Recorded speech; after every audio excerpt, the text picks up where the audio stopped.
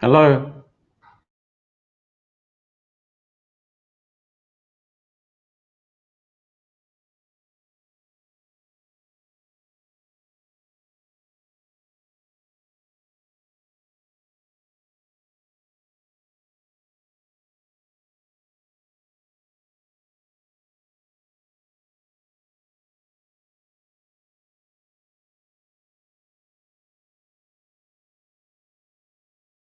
Foreign predatory parasitic corporations are replacing our natural environment with an industrial landscape of wind turbines. One Nation will stand against sending children down a path of drug dependency and body mutilation to appease the gender cult. Leave our kids alone. The Trusted Digital Identity Bill is a global surveillance and control mechanism that profit-hungry corporations and power-mad politicians drafted and crafted. One Nation opposes this inhuman, dystopian future that the United Nations promotes as the Great Reset, and we condemn this Parliament for signing on to it. I called for Australia to reject the World Economic Forum's Great Reset and instead mount a great resist. Just like the koalas being euthanised to make way for wind turbines, or damaged solar panels leaking toxic heavy metals into waterways, the United Nations net zero plan again involves killing the environment to save it. I've been speaking about the fear, the oppression and the inhuman cruelty of our COVID response since July 2020. I promised to hound down those responsible, and I will continue relentlessly to keep that promise. You're about to be live with me, Senator Malcolm Roberts.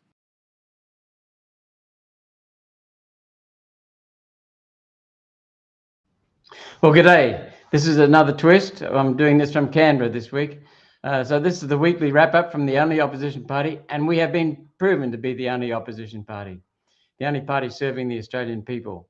So I don't know what'll happen today, but I promised to go over the material next time that I couldn't get last time because the federal government servers were down. I'm in Canberra. I've just finished a Senate inquiry, and my staff team is in Brisbane, and they're coordinating it. Well, good afternoon, Harold. So we'll see what happens. We've never done this before. As usual, let's go into the things that our heroes did. First hero, organisers and all the people at the Australia Day rally or march at Brisbane Botanical Gardens. Scott Challen, Dusty Bogan, Oz Integrity and the team. Amazing work, some videos there. So we'll put them all together. But I want to thank them for their professionalism. But I especially want to thank everyone who turned up. Those who couldn't march, but I want to thank people for marching and also for being in the rally. So it was a wonderful, wonderful day. The band was fantastic. There were so many things. The Young Nation team were there, and we've got a branch for the young people under 35.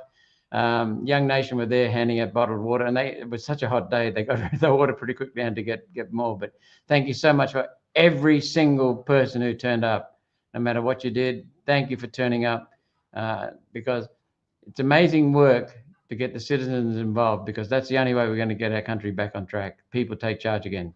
Oh, and Pauline, one of our heroes, back in the Senate yesterday. How could I forget that? So she did a fantastic entrance, spoke really sensibly, and people know she's back. And there's a story going around that they're not going to suspend her again ever, because there was more happened outside of Parliament than inside Parliament, and it gave her time to get on with it. So fantastic news, Pauline's back and she's firing all cylinders. And there's another really good piece of news, very, very welcome. I'm not totally surprised by it, because I've always liked Barnaby. I've only had one thing that I didn't like about him, and he corrected that pretty quickly. But Barnaby, so he's not perfect, but Barnaby is a really, really fine addition. I've told him to his face, I've said to everyone in the meeting, look, he is just an amazing guy. He's got a great sense of humor. He speaks plain language. He doesn't bullshit. He's also someone who, how can you put it? He's got his hand on the pulse. He knows what's needed by the people. He really does listen, and he's connected. He's put us onto so many people to reach out to, get their opinion on. But Barnaby's, above all, he's got political nous, political savvy. He's been in politics now for 21 years. This is his 21st year. Senate, House of Reps, Deputy Prime Minister, Deputy Opposition Leader. He is really, really very, very accomplished. He's far more. I was expecting quite a bit coming into our party, but he's given us a lot more than that. He's just a downright decent guy, feet on the ground. Speaking of Barnaby, I'll be joining him for a Tamworth fundraiser for the seat of New England on Saturday the 14th, Valentine's Day. So my wife's coming as well. So it's nearly sold out apparently a couple of days ago, so it might be sold out by now. But Tamworth, Saturday week, tomorrow week, 14th. And a really good piece of information. The United States Association, I've forgotten them, doctors, plastic surgeons, whatever they were, the very, very highly credible body, peak body for doctors, have rejected gender affirmation. So no more castrating and mutilating kids. It just gives me, how can you do that to a 16-year-old, 14-year-old? Anyway, that's wonderful news that the plastic surgeons have come out and said, no more. That's great. And it's starting to spread to Australia as well. More and more doctors are waking up. Now, I said that we'd cover events that I prepared 2 weeks ago. But first of all, just a quick recap on what's happening this week. Interest rates have risen again because of the government's policies. So that's going to cost everyone a lot more money. Anyone who's got a house paying off, it costs a lot more money. I've just had half a day in the MAD inquiry. What's MAD? The Misinformation and Disinformation Bill inquiry. Now that was defeated. It was going to be brought in by Morrison. It was developed by Morrison's Liberal National Party.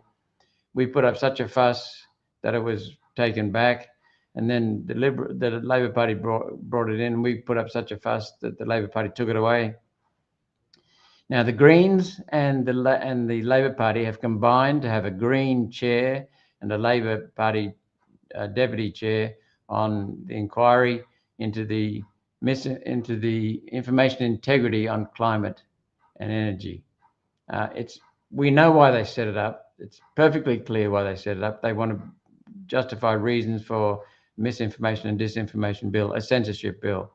So look, the bias on this committee, especially from the chair, the Greens member, Green Senator Peter Whish-Wilson, and the Labor Senator who's deputy chair, Michelle Ananda-Rajah, the bias is just terrible. It's the worst I've ever seen. Matt Canavan joined me in saying that today. The bias in the witnesses, the bias in the submission selection, the bias in the agenda, the bias in the giving speaking time largely to the Labor Party and the Greens. I mean, we're supposed to have roughly equal speaking time. Peter Whish-Wilson usually goes first.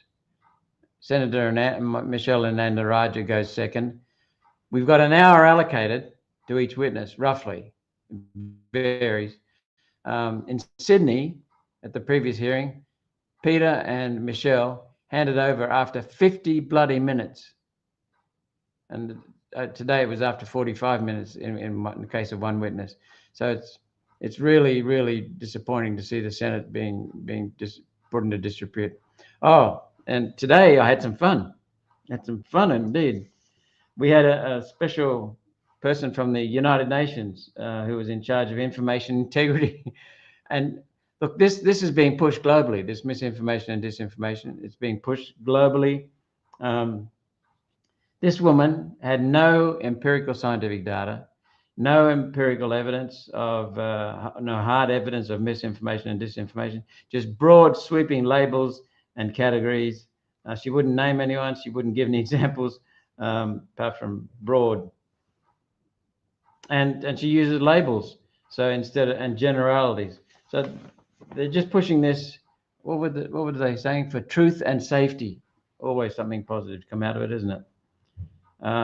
So she said, I persisted, and she said she's going to send me some specific scientific proof and some specific policy basis.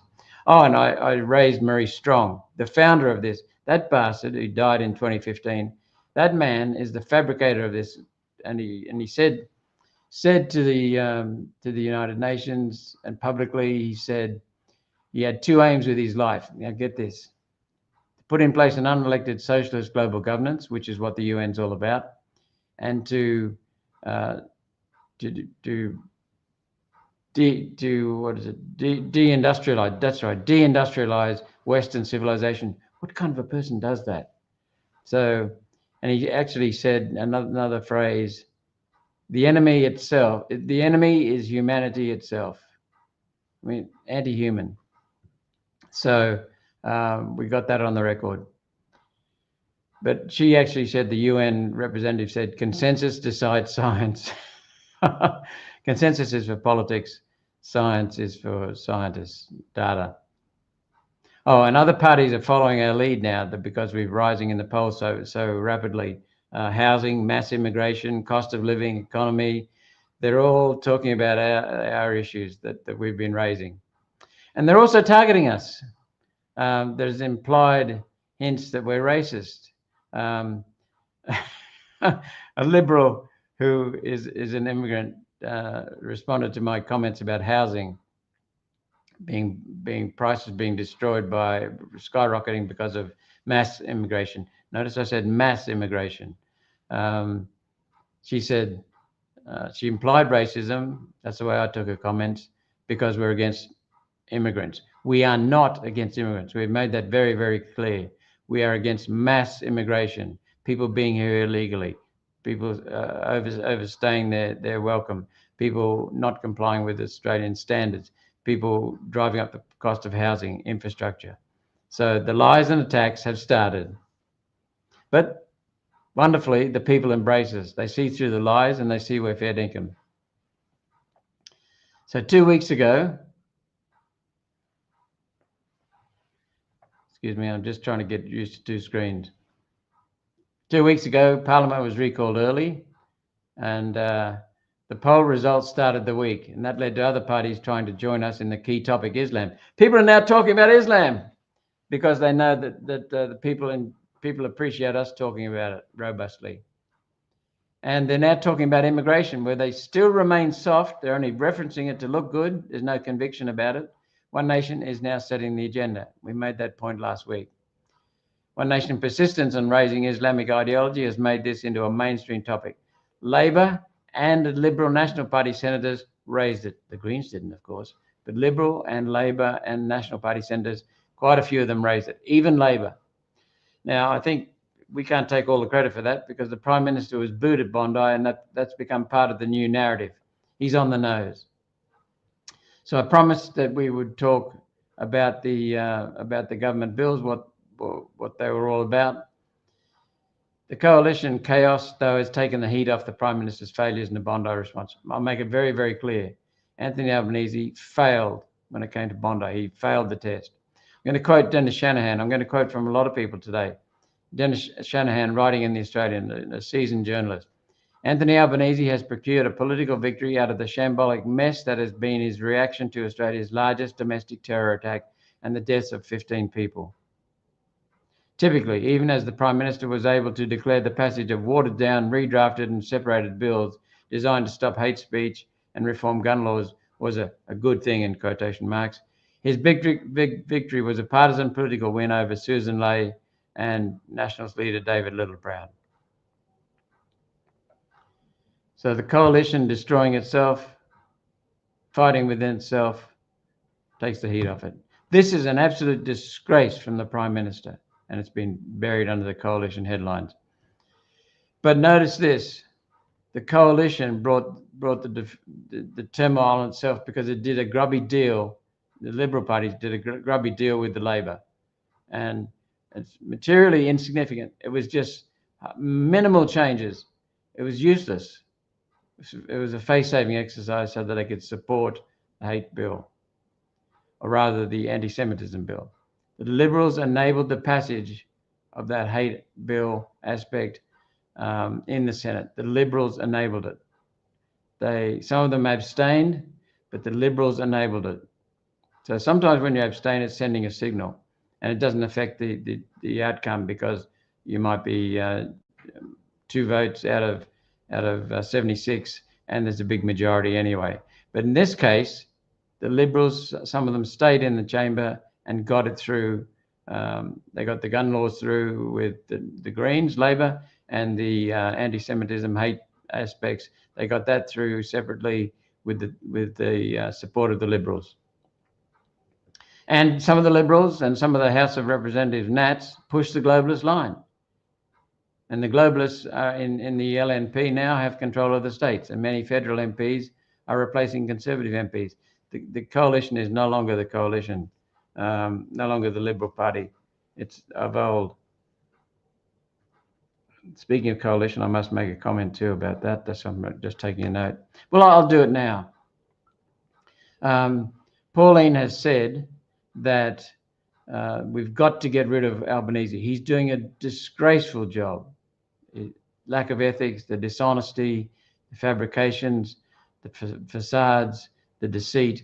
It's a terrible job, and Australia is really suffering. And we're going to be paying for this for many, many years. So we've got to get rid of Labor. And Pauline said that she would give the government, give the coalition, if they sort themselves out, there are three things I want to say here. She would give the coalition supply. In other words, she'd make sure they got the money bills. She'd support the money bills. She'd make sure that there's no vote of no confidence in the Liberal Party so they could have certainty of government if they get the numbers. But she said, we will not give up our independence. We will not form a coalition. Now, the headlines running around saying we'll form a coalition. That's not what she meant. She had made it very clear, we will not form a coalition. We will give them the opportunity to govern, but we will always be independent. We will think for ourselves, and we will be independent in our policies, maintain our policies, because that's what we've been elected for. Now, going back, so I just want to clarify that. Just going back to some of the key talking points from the anti-Semitism and gun laws bill. Labor has not enforced the existing laws. Why should we introduce more laws that Labor passed in 2010 and passed since 2022 under Albanese? There have been no prosecutions made under either of them. How can we think they'll enforce the new laws? So that's a point that maybe they won't. But the point is, we don't need more laws, but they've passed them, thanks to Liberals. The laws are simply deflecting from the absence of leadership and responsibility that Albanese has shown over Bondi. No leadership, timidity. I believe he helped cause the Bondi massacre. He wouldn't take responsibility for it. The Prime Minister, the ministers, the Greens enabled and are complicit in anti-Semitism. He's scapegoating law-abiding citizens by trying to control a gun buyback. It adds uncosted costs to taxpayers for measures that won't stop Islamic ideology. It's useless. He's acting before a royal commission starts to get data and facts on the Bondi, what caused Bondi. So he's acting blindly. What we should have is the Bondi Royal Commission go out, get the facts, then present them to the Parliament, and then make legislation if necessary at all. It might be simply just enforcing current legislation. He refused to have a Royal Commission, refused repeatedly. And then the public became so outraged that he bowed to public pressure and had a Royal Commission. We haven't seen the terms of the Royal Commission. We could have had the 2 days in the early recall of Parliament coming up with the terms of reference for a Royal Commission. That's far more important. But he's acting before the Royal Commission. It's just a snow job. And in the process of passing the legislation, ramroding the legislation, he's abusing the democratic processes. There was no Senate committee. There was no time to read the newly revised bills. He railroaded Australians on something they do not understand. There was a joint committee considered the original bill, but not the supposedly revised bill. So it's not gone before a Senate committee or a joint committee. And I'll give you more later on Chris Merritt, who's a Vice President of the Rule of Law Institute of Australia. He's a lawyer. There are provisions in this legislation to control, silence, and ban political opponents. Anne Toomey, a respected constitutional lawyer, she said that in print in an excellent article. She said it will be used to prevent legitimate criticism and free speech. He's setting up measures to kill free speech and destroy people's freedoms. That's what's going on here. With support from the Greens and the Liberal leader, some leader she is. The wording is sloppy, wide, and loose words. And again, that's what they tried with the hate crimes bill the year before. And that's why we did not support that. We did not support that because the wording was loose. And the bill creates criminal liability. And One Nation has warned that Islam ideology is really dangerous. We've been warning that for many years. Others have been reluctant to speak up, but we have been almost alone in speaking up about that. And now we can see the damage through the Bondi massacre. One Nation has led the way in defending free speech and basic freedoms. We were the first to put a suggestion, come up with an inquiry to develop the terms of reference for changing the Constitution through a referendum by incorporating the right to free speech into the Constitution. We've warned of Islam for many years. As I said, One Nation has been setting the agenda as a sensible party. Only One Nation stands with Australians. Only One Nation stands with Australia. The choice is clear. It's One Nation or no nation. And as we've said before, Pauline Hanson is now the unofficial opposition leader. Our party is the opposition. Now, this anti-Semitism hate bill, extremism bill, won't stop anti-Semitism, nor will it stop radical Islam. Its vague, loose feelings are not, it tries to stamp out vague, loose feelings, not objective facts as the basis of legal actions. You can't make regulations and laws and legislation on feelings. How can you tell what someone's feeling?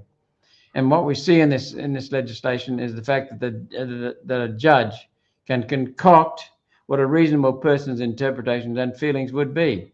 So even if someone does not feel offended or is not bothered by what someone said, if a judge interprets it that what was said as you should have felt upset, then that's taken as upset. So it also was duplicitous, the bill that was passed, because they said that they dropped the racial vilification. Then they expanded the definition of hate crime to incorporate some of the racial vilification material. So the Liberals were led astray. Maybe they weren't, but maybe they knew what they were doing. So they've expanded the mess to include offences under state law. On the firearms, and by the way, there are many more comments, but I'm just trying to keep it succinct because I've got a plane to catch. I must finish in an hour. I've got a plane to catch back to Brisbane. Now, so far as the firearms are concerned, the gun buyback cost could be up to $15 billion. Taxes will increase. It's unbudgeted. Now, the government has estimated $1 billion. Some firearms dealers are estimating around $15 billion maximum. Some states said they'd be out of it totally anyway. Queensland, Northern Territory said they'd be out in one other state. So it's already fractured. That was before it was even passed. It won't stop terrorists because criminals are not going to hand in their guns. It's just disarming honest, law-abiding citizens. And gun owners, I'm going to put a plug in for gun owners because they're usually the legal registered gun owners are usually highly responsible and highly capable. Very, very important factor in gun training is safety. Plus, this brought a huge discretion to the ministers, huge power and discretion with very low accountability. They can do just about whatever they want and not be held accountable. The minister sets the price for each gun, not the market, the price. And there's a loss of merits review, no longer the administrative review tribunal, only the federal court. So that's unaffordable. It puts appeals to ministers' decisions out of the reach of everyday people. There were lies from the government.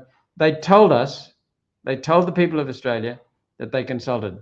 There was no consultation for key stakeholders, gun lobbies, no gun sporting shooters, for example, no consultation whatsoever. 3D printing of gun components is already a crime at state level. Now it's a federal. This was not needed at all. Now I did have a barrister coming on. He was with me, in fact, sitting next to me when the server went down last couple of weeks ago, and he was going to answer questions. So I can't give you expert advice on that now because he's back in Brisbane. But I can give you some tips on from the Vice President of the Rule of Law Institute of Australia, Chris Merritt. He said, good intentions. This is an article published in the Australian. I've got to give a shout out to the Australian. It does have some somewhat balanced view, unlike most balanced reporting, unlike many papers in this country and mass media. He said, good intentions lead to bad hate group law at risk of being struck down. That was the headline. Then he said, the bill that was rushed through Parliament this week to ban hate groups was clearly well intended. After the terror attack at Bondi Beach, something had to be done, but not like this. Good intentions are not enough to justify abandoning the principles of good lawmaking that ensure even the most contentious statutes can withstand a determined challenge. When laws are enacted in a rush without sufficient scrutiny, the risk of bypassing those principles grows. So does the risk that even the most desirable of statutes will be struck down. That seems to have been forgotten in this week's scramble to enact a scheme that makes it possible to rid this country of Islamic hate groups like Hizb ut-Tahrir. In other words, he's saying even if it was good legislation, it's still going to be challenged. This is terrible legislation. He said the goal, I'll go back to quoting, the goal is worthy, but the law itself, which was changed several times during the week, still retains a mechanism that excludes judicial oversight and natural justice, but includes elements of retrospectivity. If you did something in the past under the law at the time was not a crime, it may be deemed a crime under this new legislation, and you will be found guilty for something that even though you complied with the law at the time. That's wrong. When it comes to criminal laws, he goes on, like the hate groups law, the orthodox approach is that Parliament makes the law, and courts, not politicians, apply the law and punish wrongdoers. The problem is that the bill that has just been approved by Parliament gives a government minister, not a court, the power to decide, quote, if conduct constituting a hate crime has taken place, the main trigger for a banning order, to ban a group. The definition of a hate crime in this statute is extensive, he says. But the point to keep in mind is it includes conduct that was not a hate crime when it took place. In other words, past odious conduct that was lawful at the time has been redefined retrospectively to be conduct constituting a hate crime.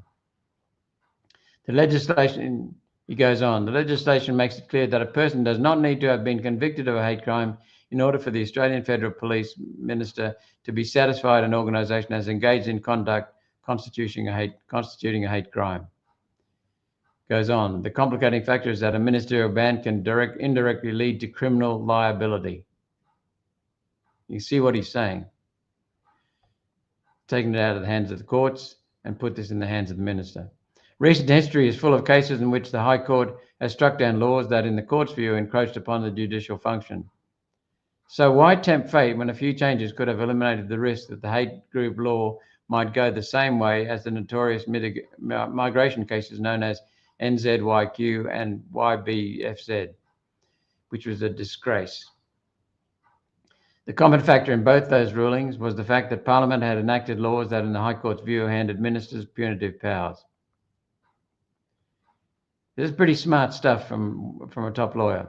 He goes on, in the light of those decisions, it is unfortunate that greater attention was not given to the Law Council's warning on January 15th. Quote, the Law Council would strongly prefer that there be judicial oversight of prescription frameworks in light of the serious criminal consequences for individuals that flow from listing, end of quote. The minority report from that inquiry states that some stakeholders were permitted only to read selected provisions and were not provided with copies of the bill to take away. Come on, this government's not fair dinkum. It also reveals that non-government members of Parliament and almost all external stakeholders were only provided with the final exposure draft on January 13. 1 day, in some case hours, 1 day before the inquiry's hearings and 1 week before the government said it intended to pass the bill. It was a bullshit exercise, complete rubbish. There's no transparency. It's an illustration. That's the end of that quote, by the way. It's poor governance. There's no transparency. The Albanese Labor government aims to just look good, not do good. It wouldn't do anything, wouldn't call a royal commission. Then when the pressure got too hot, it brought in legislation that was hasty and ill thought through. As I said, I had a barrister lined up to answer questions because some people are very concerned. But I do know we can still say things like Australia is the best country in the world. So you can go out for Australia Day, no problems at all.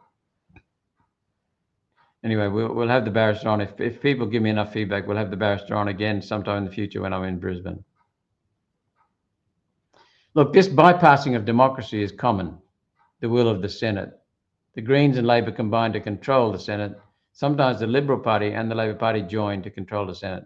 They suspend standing orders and bypass debate, no debate at all. The Centre for Disease CDC bill, Centre for Disease Control bill, was rammed through the Parliament. The One Nation speakers, including me, were put down lower in the list. But then as the time came, it looked like I was the next speaker up. So what happened? They guillotined it and stopped debate. One Nation speakers were continually moved down the list, and we couldn't go any further. They guillotined it just before I was due to speak. Labor did not want you to watch my speech. They did not want you to watch my speech. As it was, I got some of the details on in committee stage by asking some questions, but so many details are not specified in this bill. It's complete open slate. It's a blank check. Liberal and Labor both supported the Centre for Disease Control bill. One Nation opposed. Babette, Canavan and Antic opposed. Credit to Matt Canavan and Alex Antic, who crossed the floor on their parties. Now, I'm going to whistle through something else very quickly as well. Just got to keep an eye on time. I'm sitting on a ream of paper. It's not very comfortable. I'm a bit of a short ass, so I can't get in front of the camera like without the ream of paper. Let's continue with the Uni Party's attempts to remove cash. This is a headline from the regional paper. Fatal flaws, what regional Australians need to know about cash. Ryan, you're doing a great job in head office. Thank you for coordinating despite being 1,000 kilometres apart. And the next one is, yes, bankless towns could trigger eligibility for cash mandate exemption, Treasury. Got that one, mate?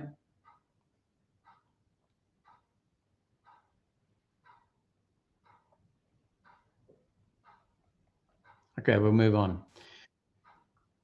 There it is.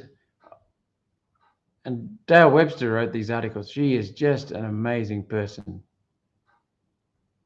She's right on top of it. There's Senator Tyron Whitten on the right of your screen and someone from the Treasury on the left. But what this is about is a regulation requiring supermarkets and petrol stations to accept cash payments up to $500 between the hours of 7 a.m. and 9 p.m. This regulation was brought in after Parliament ended last year, just around Christmas, when the news was off. And here's what the regulation does. No one is required to accept cash outside the hours of 7 a.m. and 9 p.m. It gets worse. If there's no bank in the area in your town, which is the case in many regional towns, the regulation is void, and even supermarkets and petrol stations don't have to accept cash. So what they've done is they've done it by reverse. They turned it around. I told you that I led the way, my office led the way with people in citizens across Australia in getting rid of the cash ban bill that the Liberals brought in. Labor voted for it in the House of Reps. We embarrassed them so much in the Senate that they got rid of the cash ban bill. And I moved a motion to get it off the books, and it was. But I told you they'd be back, and they have been back many, many times. They're trying to do it in many, many ways. This is a regulation that is written to say that supermarkets and petrol stations must accept cash payments up to $500 between the hours of 7 and 9 p.m. What about other businesses? Well, what it's saying is you can not take cash if you want. See how they've written it backwards? And by the way, even petrol stations and supermarkets, if there's no bank in the area, the regulation is void.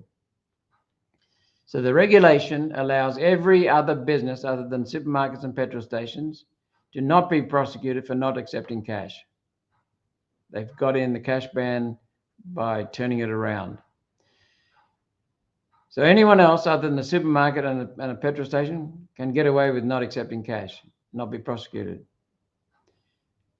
Supermarkets and petrol stations can get away with not accepting cash after 9 p.m. and before 7 a.m. and if the bill is more than $500. And they don't have to comply if there's no bank in the area. So the regulation is effectively a cash ban. They waited until Parliament rose at the end of the year, just before Christmas. They put in place a regulation. Now, regulations can be made by the minister. So they didn't need Parliament to pass it through. What they wanted to make sure was that we didn't scrutinise and know that it went through. So they conned the Parliament, the people's representatives. They conned the people, slipped it through just before Christmas. And the regulations started on the 1st of January 2026. So it's now in force across Australia. It is now in force with just weeks' notice and hidden. They were hoping that no one would notice. We defeated the previous Liberal National Party cash ban that Labor supported in the House of Reps. So what I'm doing is moving a disallowance motion to make the regulation null and void. So, and I want to thank and acknowledge the Citizens Party because we're working with them on these issues. We work with them very closely, especially on the People's Bank, which we are pushing like crazy to get it up. And Christine and I, we try to pay everything with cash. And if we walk into a store, sometimes we just ask the first question is, do you take cash? If not, we walk out. But it's very, very important to keep using cash, to keep cash alive, because without cash, there's no choice. But now it's given some businesses the opportunity to not take cash. Next, I'd like to talk, see what time it is. I'd like to talk directly to the young generation. I want to step away for a moment from the political talking points, just talk as a dad, not a politician. I look at my two children, one's 33 and the other one's almost 30, 30th birthday coming up. They're adults now, and I see them hitting these walls that just weren't there when I was their age. I see so many young people frustrated, angry. You're dealing with a rental market that's a nightmare, with rent taking half your pay. And even the basics, the weekly groceries of the power bill, seem to be eating away at everything you earn. The idea of ever actually owning a house, a place of your own, feels like it's never going to happen. I hear this time and time again. It just makes me so sad because people, we are the richest country in the world when it comes to per capita resources. The most blessed country. We've got good soil, great climate. We can grow anything. We've got water if it's managed properly, and it's not. We've got minerals. We've got energy minerals. We're the largest exporters of hydrocarbon fuels, but we can't use the stuff here.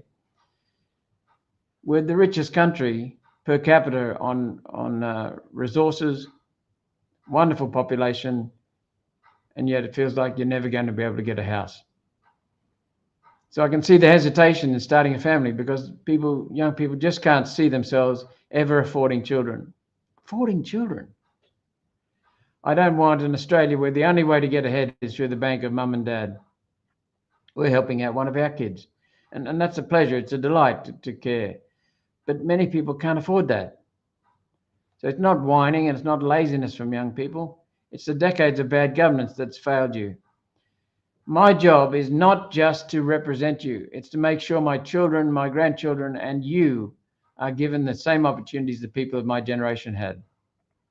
I'm keen to start having some honest conversations with you about how we make life in Australia actually affordable again. So I'm listening, so shoot us your comments. It really is serious when the future of our country is at stake like this. Talking about the future of our country, I just want to say a massive thank you to everyone, to those of you who've been in our corner in One Nation. We've had a massive growth in membership, massive growth in donations, $5 donations. It all counts. We've had mainly small donations, so many of them though that they amount to quite a bit of money. So I just want to say a massive thank you to everyone. People have been with us for so long. They've been ridiculed, they've been labelled, they've been vilified. But you stayed in our corner for such a long time. You stuck by us. Thank you for staying loyal. Thank you so much. And to our newest members, a huge welcome. People are finally seeing that when it comes to putting Australia first, we're the only party that really means it. The only party. Let's talk now about Labor's big spending and budget blowouts. I was going to insert a graph here, but I've left the graph in Brisbane. We've got a record $49 billion budget revision, increased spending. In just 6 months, they undershot by $49 billion. They've revised the budget to be $49 billion more spending, increased spending. Home battery subsidies. Chalmers, the Treasurer, Jim Chalmers says, quote, they're easing the cost of living pressures on families. That's rubbish, because the pressures due to the Labor Liberal Uni Party on energy are being expensive, very expensive. And the subsidy for electric vehicles is disproportionately going to people earning more than $150,000. And the subsidy amounts to a total on subsidies amounts to now 15 times more than forecast. $90 million going to $1.35 billion, 15 times more. How can you get it so wrong so quickly in such a short period? $49 billion, that's not chicken feed. In 2025, government spending reached 27% of gross domestic product, $58 billion more than Labor's first budget in 2022. 27% of gross domestic product. So many people now are on the take from the taxpayers who are paying money, from workers who are paying money. This is because of rushed and populist policies. They're basically bribes to get people's vote. We'll all pay more later. Labor has increased the public service 25%, a quarter, to 200,000, partly to decrease external consultants and contractors. But regardless, the government is too fat and bloated, and it's falling over itself. You know, there's a cost of extra bureaucrats. That reminds me, I must talk about. I was invited into a minister's office, which I'll tell you about later. There are two costs to bureaucrats. There's the direct cost of all their salaries, their on costs, the officers they need, all the supplies they need, and then there's the indirect cost. The bureaucracy is inefficient, and it puts more pressure on the efficient in our market, in our economy, the workers, the tradies, the people who are actually productive. And tax is increasing as a proportion of GDP is increasing. In other words, the proportion of GDP, gross domestic product, that is tax, is increasing. It's now more than 23%. And yet large foreign multinationals pay nothing in company tax. Some of them pay nothing in any tax. Chevron, the world's largest tax avoider, an American-based company, is exporting natural gas out of our country and paying not a cent. Not a cent. And the next one, Labor's green scheme blowout hits taxpayers $10 billion more. There's another graph that I've left out here. Home batteries, EVs, manufacturing, Comcast switching to EV. Get a load of this. What's a Camry cost? A hybrid Camry. Good cars, reliable. You don't need more. So Camry costs, talking to the Comcar owners, which drive politicians and judges and senior bureaucrats around in Canberra and other capital cities, Camry's probably around about 50 grand. I might be wrong, might be 60, but I doubt it. They're replacing that fleet of reliable, cheap to run hybrid Camrys with BMW electric vehicles. The Comcar drivers tell me that the base model costs $155,000, 3 times what a Camry costs. 3 times. And it's got a limited range. So they've had to buy some more with an extended range for, wait for it, $190,000 a pop. That's almost 4 times what a Camry costs. Then they've got to get all the infrastructure. They build a new depot to house all this. And an EV has a greater impact on the environment than a Camry. This is insane. And you're paying for it. We're paying for it.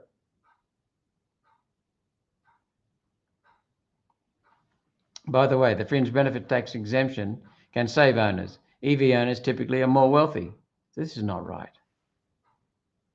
The initial estimate was $51 million per year, August in 2025. It's been revised to $2.3 billion. What's that? That's many multiples. Crazy. The energy transition is highly regressive impost on lower incomes. The people on lower incomes, energy is a higher proportion of their salary and a higher proportion of their spending. And so as energy prices tripled over the last couple of decades, the burden has fallen on the poor. Energy transition is bullshit. It's a lie. It's deceit. They're hiding so many things, hiding so many costs. It's going to cost us an estimated $1.9 trillion, and it's going to be falling largely on the lower income people. That's just wrong. It's wrong in every sense. And you're about to pay more because the energy bill rebates, which Labor brought in before the last election, and kept through the election, won't be extended beyond December. So far, they've cost $7 billion. What Labor's done is they've raised the cost of energy based on Liberal policies that were put in place earlier, raised the cost of energy. The Labor Party brought in the energy bill rebates to hide that, so you wouldn't feel it. Now they'll be taken away, you'll feel it, and more. The Uni Party, Liberal, Labor, Nationals, net zero is a train wreck. And by the way, the Liberals and Nationals successful in getting headlines saying that they dropped net zero. That's wrong. The net zero targets are still there in the Liberal and Nationals policies. They are still there. The Paris Agreement, the UN Paris Agreement, is still there. What they've done is they've delayed them, deferred them a little bit. Cutting human carbon dioxide is absurd. We produce a tiny fraction of the carbon dioxide that nature produces, a tiny fraction. And then the variation alone in nature's production from year to year is more than the human production of carbon dioxide. And carbon dioxide is a natural trace gas essential for all life. Trace gas means there's bugger all of it. And without it, we die. All plants die when it gets low, around 0.15%. We're at about 3 times that. So we're very close to being low, not high. It's all about getting control of every aspect of your life, because energy touches every aspect of your life, and wealth transfer.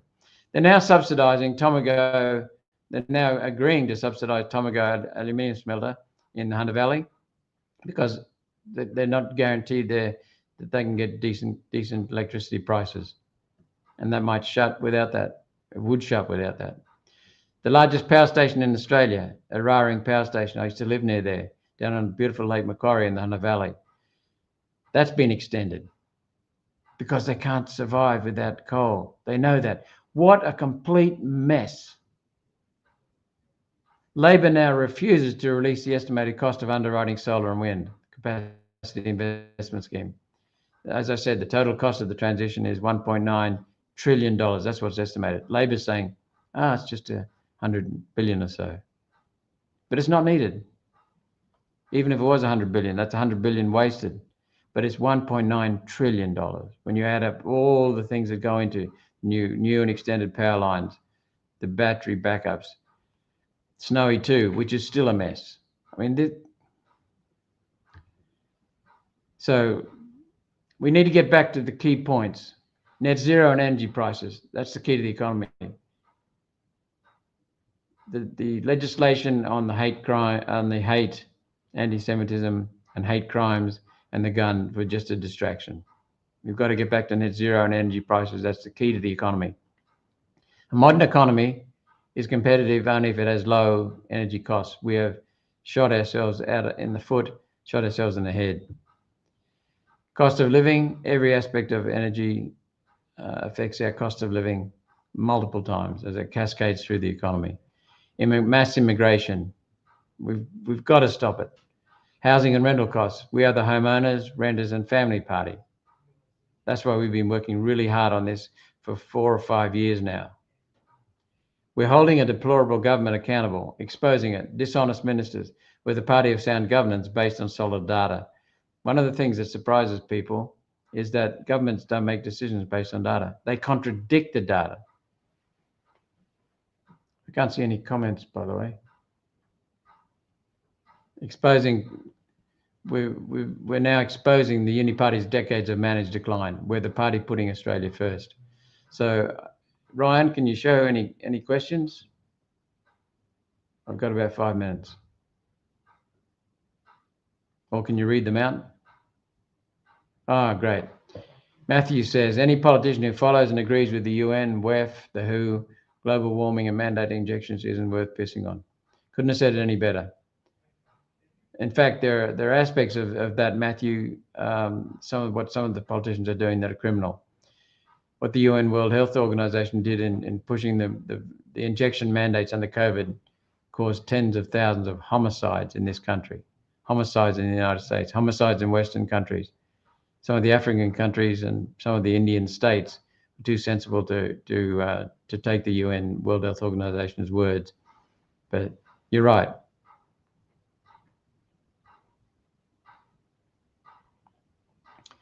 What are your thoughts on the government selling off the defence land? I haven't given it a lot of thought at the moment. First thing, I just want to acknowledge John Larder and Derek Fox, who approached me saying that some of these are historic, so we're destroying our heritage. Some of them involved a lot of fatalities in the Second World War, or people who were trained there, they didn't have fatalities on the base. But these are important for Australia's heritage. The second thing is, they'll be selling some in the heart of Sydney Harbour. They said that they'll get $3 billion for it, and it'll cost them $1.2 billion to refurbish before they sell. That's 1.8, or it might be the other way around. It might be 1.2. Is it worth it? Is it worth it? And who will they sell them to? Their mates, developers in the heart of Sydney? So there are so many hairs on this. Now, I'm very, very wary. So I'm at initial thoughts are completely against it until they give us the facts. And then I might change my mind, but it depends on the facts. But I'm against it.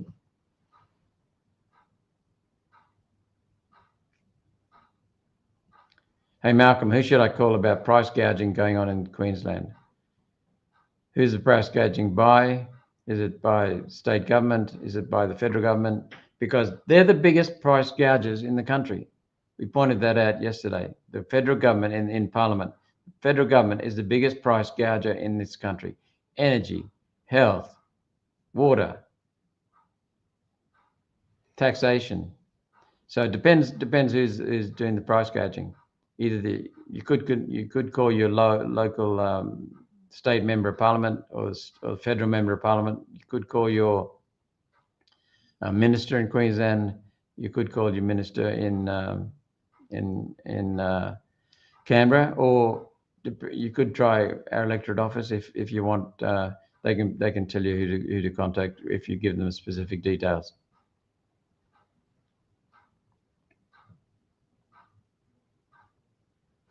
Viper says the only good thing about the anti-Semitism bill was seeing the Greens' hypocrisy about making deals when they made the same dodgy deal with Labor the day prior on the gun reform bill. Yep.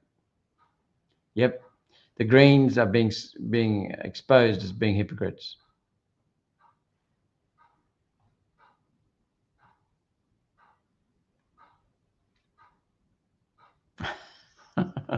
Jules, that's a great question. No, there was a lie that instigated this. So Jules's question, it's a really important question. There's a rumor going around that if you abstain, it's taken as a vote. Yes. Any truth to this? Complete lie. There's no truth to it whatsoever. For example, if we like the contents of the basic intent of a bill, but we don't like the wording, which makes it sloppy and too broad ranging, too wide in scope, and trap innocent people, then we'll say so in a speech and say we like the basic intent, but we can't support the bill because of the wording. For example, we'll give our reasons. Or we might say there are some good aspects, but there are too many bad aspects. So what we'll do is say that in a speech, but then we'll rather than just straight oppose it because there's some good aspects, and we certainly can't support it, so then we will abstain. So we usually explain our way through why we're abstaining, because we want to send a signal to people who need the protection of the bill, but we can't support it because of the wording, for example, Jules. So we usually explain it. But quite often what happens, not quite often, but what happens sometimes is that the bill is guillotined and there's no speaking. So we can't explain ourselves. But when someone abstains, it is an abstention. Their vote doesn't go either way, for it or against it. It's an abstention. There's no vote cast. So that's important to understand. And sometimes there might be a lot of people supporting the bill, so it's going to go through anyway, and very few people opposing it, so it's going to go through anyway. So abstaining is just sending a signal. So definitely not. An abstention is not a yes vote. Definitely not. Last question. Oh, hi Malcolm, this is a great one. Insert funny handle. Hi Malcolm, what will One Nation do about the excessive amounts of tax Aussies have to pay from income to fuel excises? We will halve it. That was an election policy that's been exactly 12 months ago. Just a little bit over 12 months ago, we announced this. And now the Liberals tried to copy it for the election, but it was a very popular policy. It's extremely important. It gives more people more money in their pocket, but it's not inflationary because it reduces the cost of transport, which is effective in every business in the country. So it's not inflationary. It reduces inflation. It increases productivity, increases wealth, and it puts more money back in your pocket. It's One Nation policy to cut it in half, excise tax. So I better go because I better get to the airport. Thank you again to all the people who came out in Australia Day. Fantastic turnout. And thank you so much to Scott Challen and Dusty Bogan and Oz Integrity. Well, that's the weekly wrap-up from the only opposition party, the Sensible Party, the only party listening to and serving the Australian people. Have a great weekend.